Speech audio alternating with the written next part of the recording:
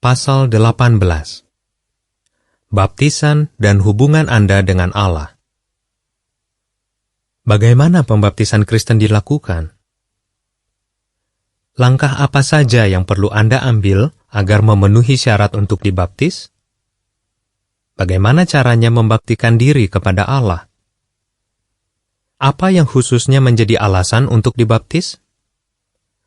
Paragraf 1. Pertanyaan. Mengapa seorang pejabat istana Ethiopia minta dibaptis? Lihat, sebuah tempat yang banyak airnya. Apa yang mencegah aku untuk dibaptis? Pertanyaan itu diajukan oleh seorang pejabat istana Ethiopia pada abad pertama. Seorang Kristen bernama Filipus telah memberikan bukti kepadanya bahwa Yesus adalah Mesias yang dijanjikan. Karena sangat tersentuh oleh apa yang telah ia pelajari dari Alkitab, pria Ethiopia itu mengambil tindakan. Ia menunjukkan bahwa ia ingin dibaptis. Kisah 8 ayat 26-36. Paragraf 2. Pertanyaan. Mengapa Anda hendaknya dengan serius mempertimbangkan baptisan? Jika Anda sudah dengan saksama mempelajari pasal-pasal sebelumnya dengan salah seorang saksi-saksi Yehova, Anda mungkin tergerak untuk bertanya, apa yang mencegah saya untuk dibaptis? Sekarang, Anda sudah tahu janji Alkitab tentang kehidupan abadi dalam Firdaus. Anda juga tahu tentang bagaimana sebenarnya keadaan orang mati dan tentang harapan kebangkitan. Anda mungkin sudah sering datang ke perhimpunan saksi-saksi Yehova, bergaul dengan mereka, dan melihat sendiri bagaimana mereka menjalankan agama yang benar. Yang terpenting, Anda mungkin sudah mulai menjalin hubungan pribadi dengan Allah Yehova. Paragraf 3. Pertanyaan A. Perintah apa yang Yesus berikan kepada para pengikutnya? Pertanyaan B. Bagaimana pembaptisan air dilakukan? Bagaimana Anda dapat menunjukkan bahwa Anda ingin melayani Allah? Yesus menyuruh para pengikutnya, "Pergilah dan buatlah orang-orang dari segala bangsa menjadi murid, baptislah mereka." Matius 28 ayat 19.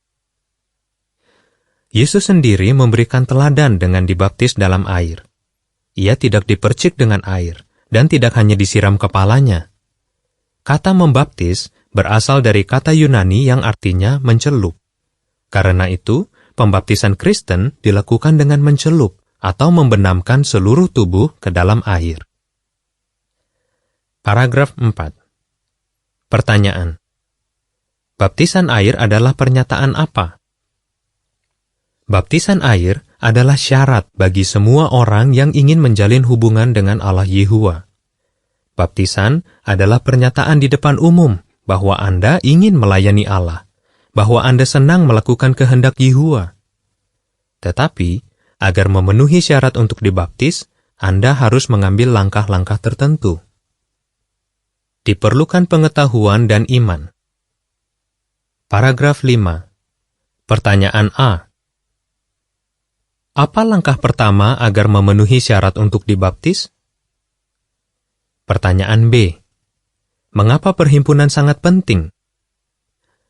Anda sudah mulai mengambil langkah pertama. Bagaimana? Dengan terus memperoleh pengetahuan mengenai Allah Yehova dan Yesus Kristus, mungkin melalui pelajaran Alkitab secara teratur.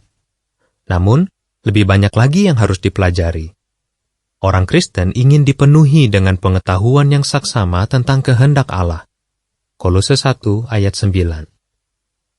Menghadiri perhimpunan saksi-saksi Yehova akan sangat membantu Anda. Hal itu sangat penting. Hadir secara teratur akan membuat pengetahuan Anda tentang Allah bertambah. Paragraf 6.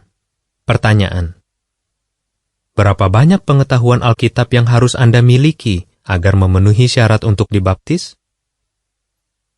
Tentu, Anda tidak perlu tahu seluruh isi Alkitab agar memenuhi syarat untuk dibaptis. Pejabat istana Ethiopia itu punya sedikit pengetahuan, tetapi ia membutuhkan bantuan untuk memahami bagian-bagian tertentu dalam tulisan-tulisan kudus. Demikian pula, masih ada banyak yang harus Anda pelajari. Sebenarnya, belajar tentang Allah tidak ada akhirnya. Tetapi, sebelum Anda dapat dibaptis, Anda sedikitnya perlu mengetahui dan mempercayai ajaran-ajaran dasar Alkitab. Misalnya, Anda perlu tahu kebenaran tentang keadaan orang mati dan pentingnya nama Allah serta kerajaannya. Paragraf 7. Pertanyaan. Apa hasilnya setelah Anda belajar Alkitab? Namun, pengetahuan saja tidak cukup, sebab tanpa iman orang mustahil menyenangkan Allah. Ibrani 11 ayat 6. Alkitab memberitahu kita bahwa ketika beberapa orang di kota Korintus kuno mendengar apa yang diberitakan orang Kristen, mereka mulai percaya dan dibaptis. Kisah 18 ayat 8.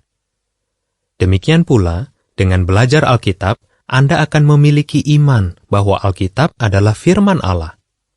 Pelajaran Alkitab akan membantu Anda beriman kepada janji-janji Allah dan kepada kuasa korban Yesus yang menyelamatkan.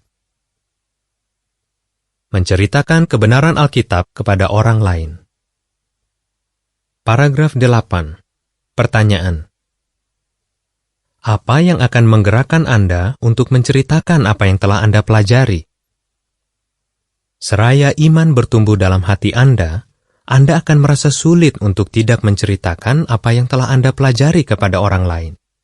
Anda akan merasakan dorongan yang kuat untuk berbicara kepada orang lain tentang Allah dan maksud tujuannya. Paragraf 9 dan 10. Pertanyaan A. Kepada siapa Anda bisa mulai menceritakan kebenaran Alkitab? Pertanyaan B. Apa yang harus Anda lakukan jika Anda ingin ikut dalam pekerjaan pengabaran yang diorganisasi oleh saksi-saksi Yehua? Anda dapat mulai menceritakan kebenaran Alkitab kepada sanak saudara, sahabat, tetangga, dan rekan sekerja Anda dengan bijaksana. Seraya waktu berlalu, Anda tentu ingin ikut serta dalam pekerjaan pengabaran yang diorganisasi oleh saksi-saksi Yehua. Jika demikian, jangan ragu-ragu untuk membicarakan hal itu dengan saksi yang mengajar Anda. Jika tampaknya Anda memenuhi syarat untuk dinas pengabaran, akan diatur agar Anda dan pengajar Anda bertemu dengan dua penatua. Dengan demikian, Anda dapat lebih mengenal beberapa penatua yang menggembalakan kawanan domba Allah.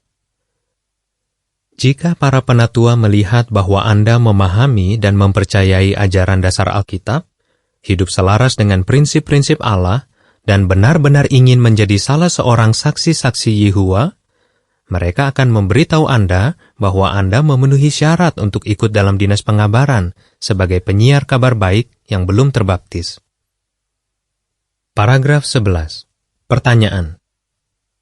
Perubahan apa yang mungkin harus dibuat sebelum seseorang memenuhi syarat untuk dinas pengabaran?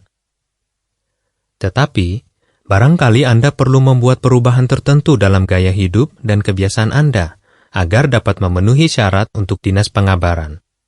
Misalnya, Anda mungkin harus menghentikan kebiasaan tertentu yang tersembunyi.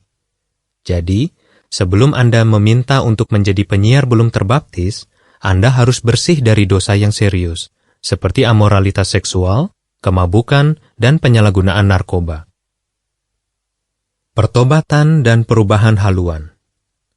Paragraf 12. Pertanyaan. Mengapa pertobatan itu perlu? Beberapa langkah lain harus diambil sebelum Anda memenuhi syarat untuk dibaptis.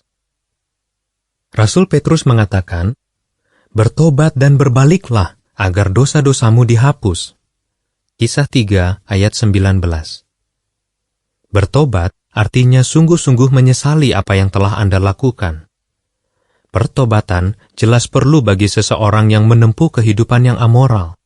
Tetapi, hal itu juga perlu bahkan bagi orang yang kehidupannya relatif bersih secara moral. Mengapa?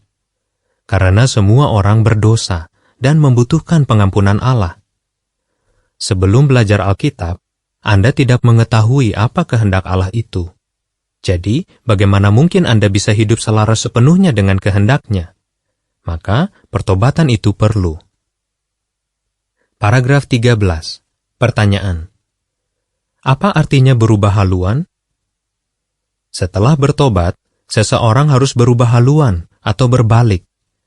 Sekadar merasa menyesal tidak cukup. Anda harus menolak jalan hidup Anda yang dahulu dan bertekad kuat untuk melakukan apa yang benar mulai dari sekarang. Pertobatan dan perubahan haluan adalah langkah-langkah yang harus diambil sebelum Anda dibaptis. Membaktikan diri. Paragraf 14. Pertanyaan. Langkah penting apa yang harus Anda ambil sebelum dibaptis? Ada langkah penting lain yang harus diambil. Anda harus membaktikan diri kepada Allah Yehuwa. Paragraf 15 dan 16. Pertanyaan. Apa artinya membaktikan diri kepada Allah? Dan apa yang menggerakkan seseorang untuk melakukan hal itu? Pada waktu Anda membaktikan diri kepada Allah Yehuwa dalam doa yang sungguh-sungguh, Anda berjanji akan mengabdi hanya kepada Dia saja, atau secara eksklusif untuk selama-lamanya. Tetapi, mengapa seseorang ingin melakukan hal itu? Nah, katakanlah seorang pemuda mulai mendekati seorang gadis. Semakin ia mengenal gadis itu dan mengetahui sifat-sifat baiknya, semakin ia tertarik kepadanya. Seraya waktu berlalu, wajarlah apabila ia melamar gadis itu. Memang, pernikahan mendatangkan lebih banyak tanggung jawab, tetapi karena cinta, ia akan mengambil langkah penting itu. Setelah Anda mengenal dan mengasihi Yehuwa, Anda tergerak untuk melayani Dia tanpa menahan apapun atau menetapkan syarat dalam beribadat kepadanya. Siapapun yang ingin mengikuti jejak Putra Allah, Yesus Kristus, harus menyangkal dirinya. Menyangkal diri berarti tidak membiarkan keinginan dan cita-cita pribadi menghalangi ketaatan kita yang sepenuhnya kepada Allah. Maka, sebelum Anda dapat dibaptis, tujuan utama dalam hidup Anda haruslah melakukan kehendak Allah Yehuwa. Mengatasi perasaan takut gagal. Paragraf 17. Pertanyaan. Mengapa ada yang menahan diri untuk membaktikan diri kepada Allah? Ada yang menahan diri untuk membaktikan diri kepada Yehuwa karena mereka agak takut mengambil langkah yang begitu serius. Mereka mungkin khawatir bahwa sebagai orang Kristen yang berbakti, mereka harus bertanggung jawab kepada Allah. Karena takut gagal atau mengecewakan Yehuwa, mereka pikir lebih baik tidak membaktikan diri kepadanya. Paragraf 18. Pertanyaan.